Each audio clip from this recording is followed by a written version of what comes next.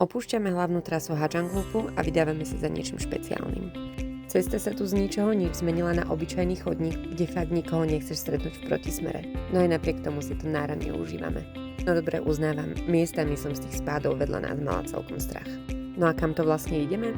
Cieľom našej zachádzky je táto malá dedinka, kde žijú Hmong ľudia.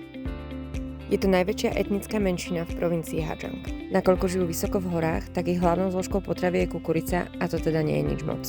Samozrejme sme to aj vyskúšali, ale neviem si predstaviť na tomto žiť.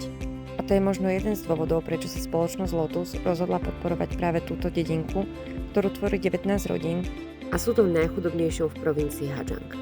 Vždy 25. ich navštívia a donesú im nejaké potraviny a samozrejme pripravia im jedlo. Tentokrát vyšlo 25. práve na jeden deň z našeho lúpu a som naozaj rada, že sme to mohli zažiť spolu s nimi. Počas našich ciest si uvedomujeme, aké obrovské šťastie máme, že žijeme v Európe a takýmito problémami sa my zaoberať nemusíme. Vždy, keď máme možnosť, snažíme sa nejakým spôsobom pomôcť.